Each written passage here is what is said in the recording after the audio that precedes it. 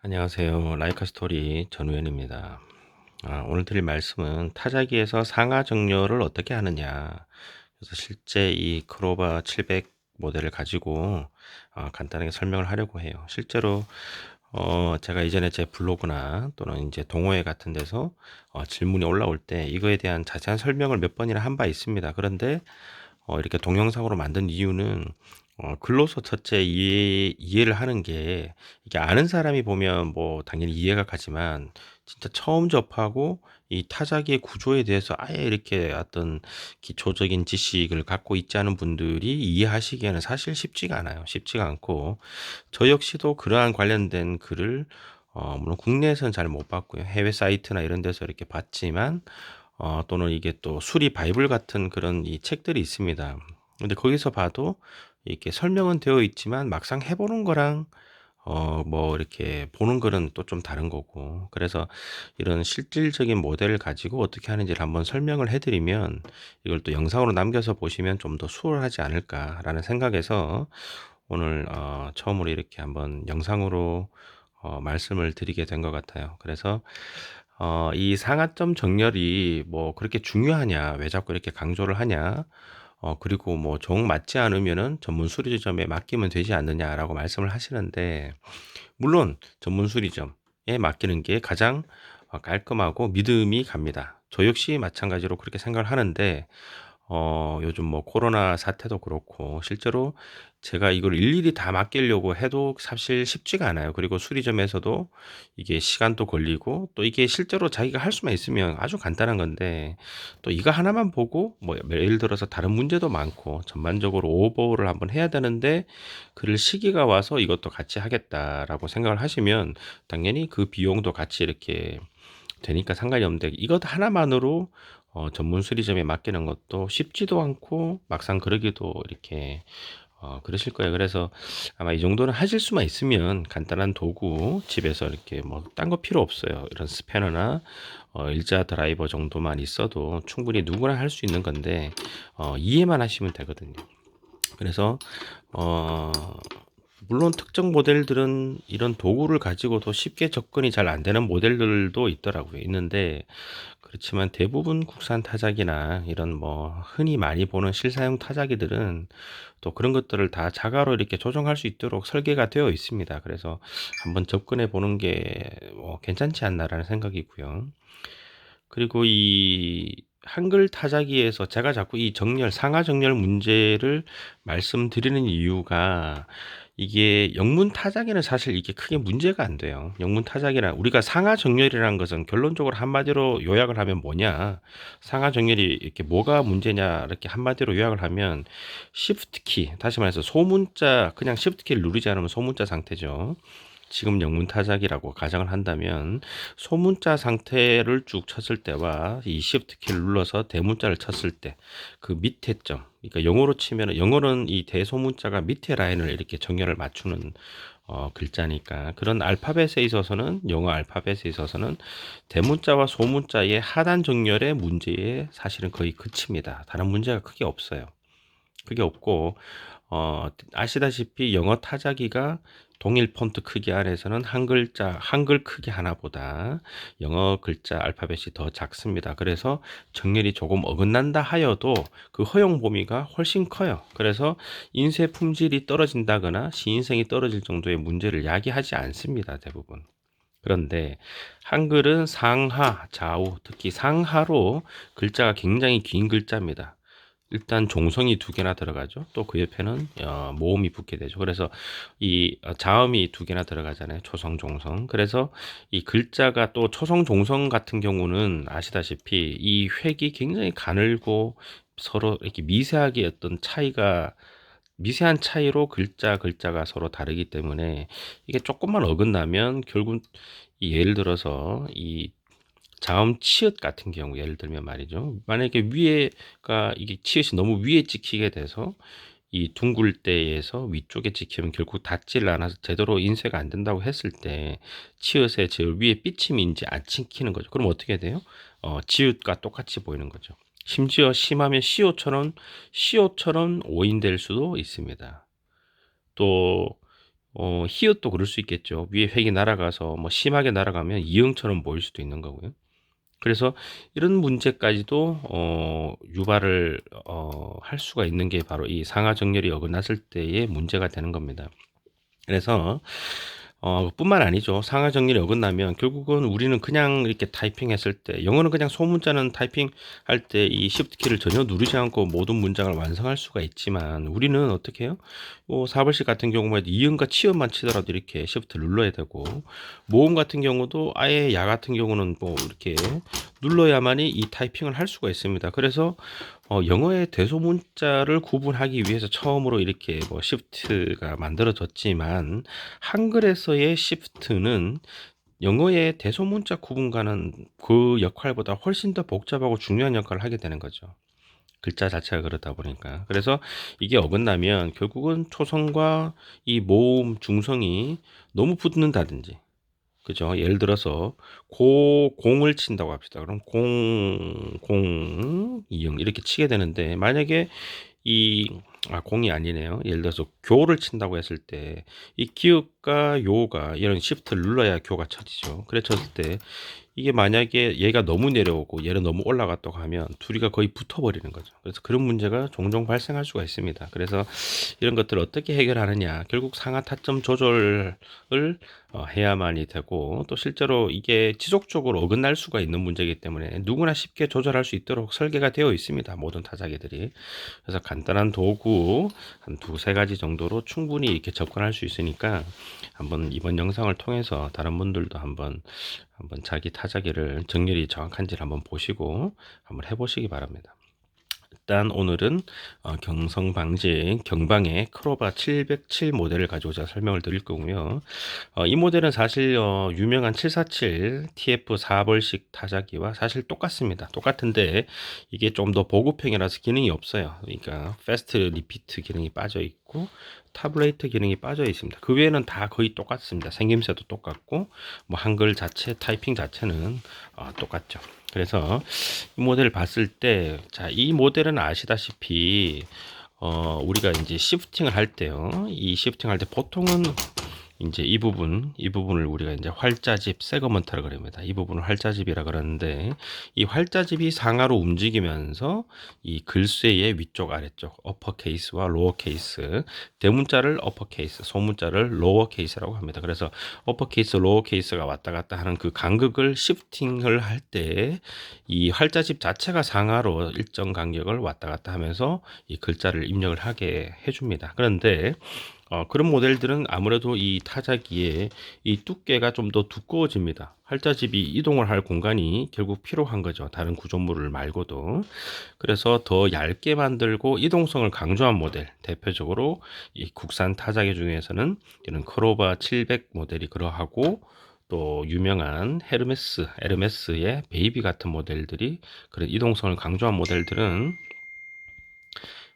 이런 나르게가 이렇게 시프팅 되는 이런 방식을 취하고 있습니다. 그래서 이런 경우를 나르게 시프트 또는 캐리지 시프트라고 말을 하고, 통상적인 일반적으로 이 활자집이 상하로 움직이는 것을 세그먼트 시프트 또는 활자집 시프트라고 보통 명칭을 합니다. 그래서 오늘 말씀드리는 것은 이 모델인데 뭐 별반 다르지 않아요. 이 세그먼트가 움직이는 모델들은 그 조절 나사가 보통 어디에 위치해서 있냐면, 이렇게 상판을 열면요, 이 세그먼트가 움직이는 축을 이 양쪽에 보통 하나씩 갖고 있습니다. 그래서 그 축에 이 활자집이 딱 묶여 있어서 아래 위로 이렇게 거기 레일을 벗어나지 않고 움직이게 되는데, 거기에 상하점에 상사점, 하사점에 스토퍼가 걸리게 됩니다. 그래서 보통 이 리본 스풀을 빼면 이 사이쯤 이렇게 양쪽에 나사가 상하로 2개씩, 그래서 총 4개의 나사를 아래 위 높이를 조절함으로써 이 활자집이 올라가고 내려가는 이 어퍼 마진, 로어 마진을 이렇게 제한함으로써 이 글쇠의 상하점을 조절할 수 있게 되고요. 이 모델 같은 경우는 활자집이 움직이지 않고, 아까 말씀드린 것처럼 나르게가 뒤로 제쳐지는 모델이기 때문에 나르게가 이렇게 뒤로 제쳐지는데, 방금 말씀드린 활자집이 움직이는 같은 경우에는 이게 한 번씩 보면 되게 불편하게 이 하우징을 모두 열어야만이 이 방금 이 상판을 열어서만은 접근이 어려운 경우가 종종 있습니다.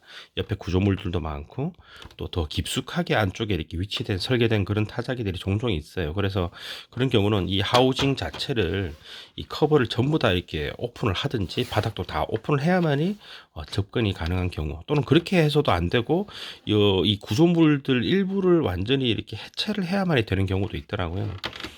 근데 이제 이런 모델들은 그보다 훨씬 더 간단합니다. 그래서 이렇게 나르게가 뒤로 젖혀지는 이런 모델들은 결국은 나르게를 조금만 이렇게 밀어보면 여기 보시다시피 이 나사가 두 개가 나오게 되죠. 이 나사가 결국은 나르게가 뒤로 젖혀지는 각도를 조절하게 되는 역할을 합니다. 그래서 여기 보시다시피 이렇게 나사가 두 개가 있는데요. 그래서 이 나사 중에 이렇게 밑에 아래쪽에 있고 더 이 왼쪽에 있는 지금 화면에서 보실 때 이 나사가 지금 소문자 상태, 다시 말해서 Shift 키를 누르지 않았을 때 나르게가 밑으로 내려가는 최하점의 스토퍼를 결정하고, 요 나사가 이 Shift 키를 눌렀을 때, 자 지금 보시면 눌렀을 때 저 나사 밑에 부분과 저기 밑에 있는 이 철판 부분 보이시죠? 이 철판과 이 나사 밑에 부분이 결국 닿아서 나르게가 뒤로 젖혀지는 최고점 상사점을 그 값을 얘가 결정을 해주게 됩니다. 그래서 이 두 개의 나사가 결국은 이 나르게의 최하점 그리고 뒤로 젖혀졌을 때 최상점을 높이를 결정하게 되는 그런 역할을 하거든요. 그런데 아시다시피 이 모델도 굉장히 나르게가 작죠. 작지만 타작에 있어서 나르게는 계속 움직이기 마련이고 지속적으로 이 움직이는 데다가 굉장히 무게가 무겁습니다. 실제로. 그렇기 때문에 왼쪽에 그 두 개의 나사만으로는 완벽하게 조절을 할 수가 없는 거예요. 그래서 이 반대쪽 여기 보시면 여기도 똑같은 구조로 형식으로 밑에 거 하나 위에 거 하나 이렇게 총 두 개씩 네 개의 나사를 가지고 이 결국 상사점과 하사점을 결정을 할 수 있게 되어 있습니다. 그래서 그렇다는 거 알고 계시면 좋겠어요. 그래서 이 보통은 이렇게 포터블 이런 이 나르기가 뒤로 젖혀지는 타입은 거의 이렇게 생겼어요. 사실 헤르메스도 그렇고 세이코 모델도 다 그러하고요. 700 모델 그러하고. 그래서 이제 간단하게 이제 왜냐하면 이렇게 바로 오픈되어 있잖아요. 이렇게 이 바로 오픈되어 있으니까 뭐 특별히 하우징을 열 필요도 없고 접근이 아주 쉽습니다. 그래서 여기에 있기 때문에 더 편한 것 같아요.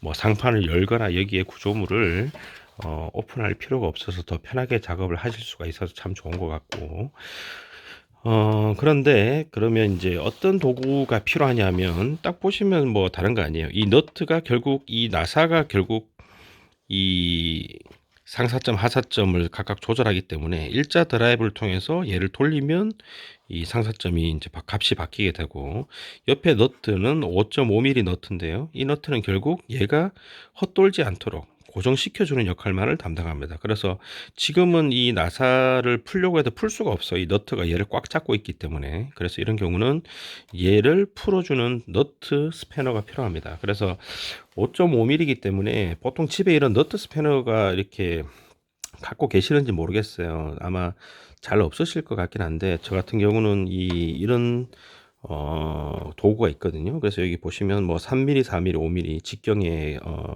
게이지입니다.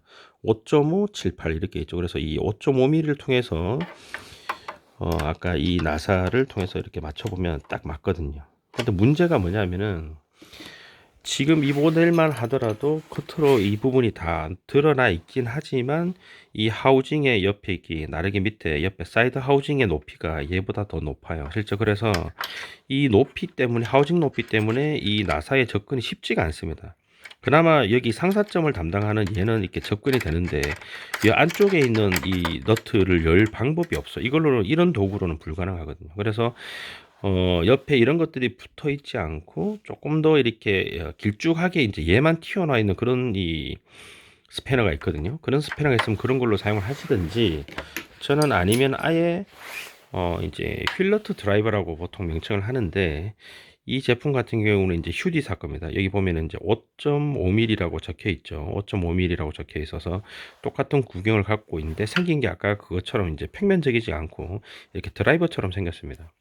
그래서 이런 모델들을 이용하면 저 나사의 위쪽만 이렇게 특별히 다른 구조물과 이렇게 겹치지만 않는다면 이렇게 쉽게 접근할 수가 있는 거죠. 딱 물립니다. 이렇게 물립니다. 그래서 요런 도구가 하나쯤 자기 타자기한테 맞는 그런 제품이 있다면 하나쯤 갖고 계신다면 아마 이 작업을 하실 때 훨씬 편하실 것 같아요. 그래서 저는 사실 이게 사이즈별로 다 갖추어져 있긴 한데 그런 도구가 필요하다는 거. 그리고 나머지는 그냥 일자 드라이버가 있는데 일자 드라이버가 이게 일반 드라이버보다 굉장히 보면 특히 이 타점 높이를 조절하는 이 나사들은 이 날이 굉장히 얇습니다. 그 얇은 거는 뭐 여러 가지 이유가 있지만 일단은 굉장히 얇게 되어 있는 이유가 아주 얇은 드라이버를 요구하는데 이렇게 이 얇은 드라이버로 조정해야만이 미세 조정이 가능하기 때문입니다. 큰 드라이버는 아무래도 옆에 빈 공간과 오차가 크겠죠. 그래서 이렇게 얇은 드라이버로 되어 있고 깊이 굉장히 깊게 이렇게 홈이 파져 있다는 겁니다. 그래서 굉장히 얇은 드라이버가 이렇게 날이 길고 얇은 드라이버가 필요하다라는 걸 아시면 좋겠어요. 그래서 도구가 항상 말씀드리지만 도구가 일을 합니다. 좋은 도구를 갖추고 작업을 하시는 게 굉장히 편리합니다. 그래서 일단 작업의 순서는 먼저 이 두 개, 저쪽에도 두 개가 있고 왼쪽에도 두 개가 있으니까 이 두 개를 다 풀어야 돼요. 어느 한쪽은 잠궈 놓고 한쪽만 먼저 작업을 한다는 거는 절대 그렇게 하시면 안 됩니다. 왜냐하면은 이 작업을 하다 보면 특정 범위 안에서 얘를 최대한 벌려 놓고 이제 점점 좁혀가면서 작업을 해야 되는데 만약 반대쪽에 저기 풀지 않은 나사가 이 작업 공간보다 더 좁게부터 세팅이 되어 있다면 이쪽을 아무리 쪼으려고 해서 뭐 세팅을 하려고 해도 이 나르기 값을 정확하게 세팅을 할 수 없기 때문에 첫 번째 작업을 하실 때는 이 나사 4개를 일단은 다 풀어서 하사점은 더 내려가게 상사점은 더 올라오게 해서 일단 최대한 나사를 풀어놓고 시작을 합니다. 그래서 한쪽 나사는 다 열어두고 이쪽 다 열어둔 다음에 한쪽 꽃을 먼저 작업을 해서 세팅 값이 갖춰지면 반대쪽은 이 나르기가 움직이는 그 눈 대중을 보고도 충분히 작업을 하실 수가 있습니다. 그래서 그런 순서로 작업을 하시는데 제가 블로그에서도 자세한 설명을 했다시피 그러면 어떻게 작업을 하느냐 하면 여기 이제 제가 뭐 잠깐 타이핑을 해 두었는데요. 이렇게 우리나라 글자로 이제 보통 영문 타자기 같은 경우는 이 대문자 H를 기준으로 작업을 하게 됩니다. 왜냐하면 이 H라는 글자는 상하 좌우의 획이 다 똑같이 하나씩 있잖아요. 그래서 이 글자가 상대적으로 더 위로 좀 치우쳤냐 내려가서 치우쳤냐를 그 어떤 흐림 정도나 찍혔을 때 그 인쇄되는 흐림 진앙 정도에 따라서 이렇게 구분을 하기 때문에 결국 그 H를 따라서 글자를 테스트하게 되고 H는 아시다시피 대문자니까 Shift를 누른 상태입니다. 그래서 Shift를 누른 대문자 H를 먼저 센터 값으로 정렬을 잡고 그게 값이 잡혀지면 그러니까 상하가 균등하게 인쇄가 되는 값을 정확하게 저기 아까 있던 나사를 조절해서 특히 상사점이니까 어느 걸까요? 대문자는 얘를 요게 위에 거니까요. 상사점을 담당하는 스토퍼가 세팅이 되면 그 다음 하사점을 세팅하는 겁니다. 그러면은 그럼 우리나라 한글 타자기에는 그런 H가 없으니까 어떤 글자를 기준으로 하면 좋겠느냐?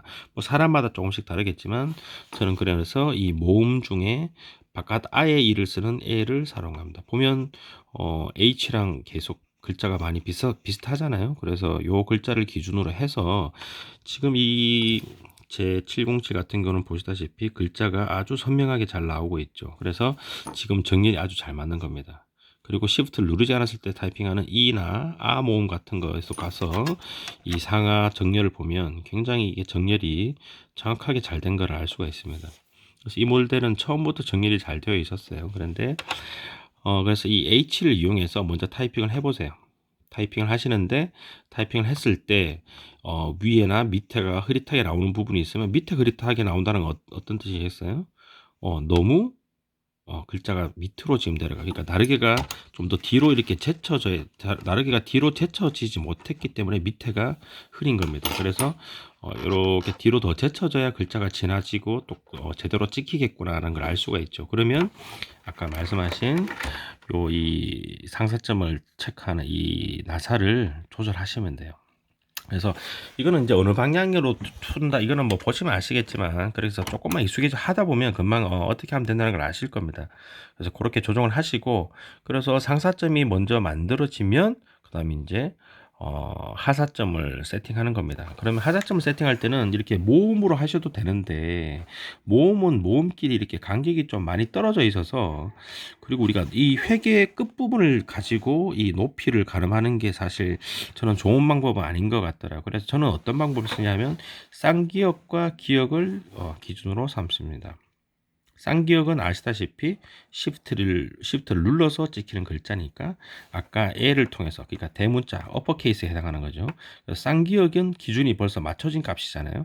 그래서 쌍기역의 이 위에 기역의 가로획을 기준으로 그냥 기역을 찍었을 때 로어케이스가 이 상단 기준점이 맞아가면 맞는 겁니다. 그래서 쌍기역의 가로획을 중심으로 기역의 가로획을 맞춘다. 그렇게 하면 이미 앞에 맞춰둔 이 대문자 H와 같은 이 어퍼 케이스에 맞도록 로어 케이스도 값을 맞춰 간다는 그런 뜻으로 보시면 되겠습니다. 그래서 다 완성이 되고 나면 이렇게 테스트를 해 보시면 글자가 제대로 나오는구나 이렇게 아실 수가 있고, 그래서 왼쪽에 이 스토퍼, 상하 스토퍼를 다 조절을 통해서 값을 찾았으면 반대쪽으로 가셔서 반대쪽에서도 이제 여기는 다 풀려 있었죠. 그러면은 이거를 조우기 시작합니다. 그래서 나사를 돌려서 이렇게 올라오고 상사점은 밑으로, 하사점 점점 올려서 원래 이 왼쪽에 맞춰 놓은 값과 똑같은 값으로 맞춰주면 이제 문제가 없는 거죠. 그래서 그 값은 어떻게 찾냐면 점점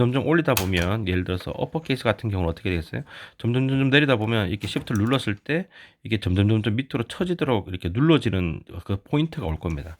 그럼 그 포인트 오기 직전에 멈추시면 되고, 이 하사점, 이 밑에 있는 하사점은 그냥 이렇게 시프트를 누르지 않은 상태에서 놔두시고 점점 올리다 보면 이게 저절로 이렇게 시프트를 누른 것처럼 이렇게 들썩들썩 들리기 시작할 거예요. 그래서 들리기 전에 얘가 이게 움찔움찔 하기 이전 값으로 최상 값을 세팅해 주시면 그게 바로 어퍼케이스, 로어케이스의 값이 되는 겁니다. 그래서 그렇게 모든 것을 세팅하셨으면 이제 다시 글자를 테스트를 하는 거예요. 근데 나사를 완전히 꽉 조기 전에 계속 지속적으로 이렇게 테스트를 하면서 보시는 게 중요합니다. 특히 아까 쌍기역 같은 그런 경우 또는 애 같은 경우를 지속적으로 타이핑을 해보시면서 이게 최종적으로 마지막 나사를 조을 때 이 값이 제대로 세팅이 되었나를 보시는 게 굉장히 중요하다. 그래서 이게 막상 익숙해지시면 한 30분 정도 하면 충분히 할 수 있어요. 이런 크로바 700 모델 같이 특별히 하우징을 오픈할 필요도 없고 그냥 도구 두 개만으로 충분히 할 수 있는 경우는 한 30분 정도면 뭐 천천히 해도 가능한 것 같고요. 좀 더 익숙해지면 뭐 10몇 분만 해도 아마 가능할 겁니다. 근데 세그먼트가 움직이는 그런 방식은 다행스럽게 그 모델이 이런 이 어퍼케이스 이 상판을 열어서 여기에 쉽게 그냥 스패너나 나사가 접근 가능하다면 역시 뭐 30분 안에 보통 가능하겠지만, 안타깝게도 하우징을 제거한다든지 일부를 뭐 이렇게 부품을 좀 드러내야 된다든지 그런 경우가 있다면 시간이 아무래도 분해하고 조립하는 과정이 적어도 1시간에서 2시간 정도 걸릴 수는 있습니다. 하지만 그렇게 복잡하지 않고 누구든지 쉽게 할 수 있고, 그리고 제가 몇 번 그런 비유를 했었죠. 이런 상하점 정렬이란 것은 자동차로 치면 그 휠 얼라이먼트 같은 거와 비슷한 느낌입니다. 그래서 처음 한번 딱 맞추면 그럼 이게 영원히 이렇게 지속돼서 이게 정렬이 흐트러지지 않냐? 그게 아니거든요. 이게 물론 뭐 바로 몇 개월 뭐 1년 만에 흐트러질 그런 값은 아니에요. 대부분. 정말 엄청나게 많은 양의 타이핑을 하고 뭐 이렇게 아주 열악한 조건에 있다든지 먼지나 또는 어떤 온도 변화가 심하다든지 그런 경우에 타자기를 사용한다면은 좀 더 빨리 그 정렬값이 흐트러질 수도 있겠지만, 자동차와 마찬가지로 시간이 조금 지나면 아무리 어떻게 사용량이 많지 않다 하더라도 결국 마모가 된다든지, 또 어떤 경우는 지금 이 모델 같은 경우 또는 대부분의 모델들이 이 상사점과 하사점에 서로 맞닿는 부위가 그냥 쇠와 쇠가, 메탈과 메탈이 이렇게 닿도록 되어 있지만, 예를 들어서 흔한 모델 중에 일제 중에 브라더 1613 같은 모델 같은 경우는 상하점 닿는 부분에 이렇게 쿠션이 이렇게 되어 있어요. 쿠션이라는 게 보통 이제 충격을 왜냐하면 우리가 시프트를 이렇게, 이 제품 같은 경우도 이 소음이 되게 심하잖아요. 시프트 소음이 굉장히 심합니다. 그래서 이 소음을 줄이기 위해서 거기에 쿠션을 대게 되고, 그 쿠션이 보통 고무 재질로 되어 있는데 그 고무가 오랫동안 이렇게 방치되거나 사용을 안 하거나, 또는 고무 자체가 또 지속적으로 이렇게 충격을 가하게 되면 이렇게 눌려지거나, 또는 삭아서 이렇게 경화가 돼서 부스러지거나, 그러면 그 고무 두께가 담당을 하던 그 부위가 있는 거죠. 그 부위만큼이 이 값이 비틀어지게 돼서 결국은 이 정렬이 흩어지게 되는 경우가 있습니다. 그래서 그런 경우는 값이 굉장히 많이 어긋나게 되는 경우가 많아요. 그래서 갑자기 이렇게, 여러분 혹시 타자기를 처음 잘 모르시는 분이 타자기를 샀는데 뭔가 이렇게 대소문자 또는 한글 같은 경우는 이런 상하점의 어떤 정렬이 뭔가 심각하게 많이 흩어져 있다 했을 때는, 그런 고무로 되어 있는, 쿠션으로 되어 있는 모델인데 쿠션이 많이 삭았구나. 그래서 그런 경우는 어떻게 하냐면, 그냥 쿠션을 제거하고 그 부서진 고무를 다 깨끗하게 제거하고요, 상하점을 조절하셔도 되고, 또는 그 쿠션이 지금 똑같은 제품을 구할 수는 없지만, 예를 들어서 전선의 피복을 담당하는 그런 수축 튜브라든지 그 충격을 완화시킬 수 있고 거기에 고정을 할 수 있는 그런 고무 재질 같은 거를, 완충 재질들 있잖아요. 그런 제품을 구해서 거기에 이렇게 더 씌워서 어떤 비슷한 효과를 낼 수 있다면 그것만으로 충분합니다. 그래서 그런 것을 먼저 다시 이렇게 교체를 하고, 그 교체된 값에 맞도록 이 상하 정렬을 해주시면 충분히 할 수가 있습니다. 그래서 오늘은 일단 경방 이 포터블 700 시리즈를 중심으로 해서 어떻게 설명하는지, 어느 위치에 있는지 제가 설명을 드렸고, 다음에 기회가 된다면 이 세그먼트가 직접 움직이면서 이 어퍼 케이스, 로어 케이스가 이 정렬을 요구하는 그런 모델들도 제가 기회가 된다면 한 번 더 설명할 수 있도록 하겠습니다. 그래서 이 영상 보셨으면 직접적으로 본인들이 한번 해보시면 쉽게 상하점 정렬을 하실 수가 있습니다. 또 그렇게 하실 수 있길 바라고요. 궁금한 점 있으면 댓글 남겨주시고 구독과 좋아요 부탁드립니다. 감사합니다.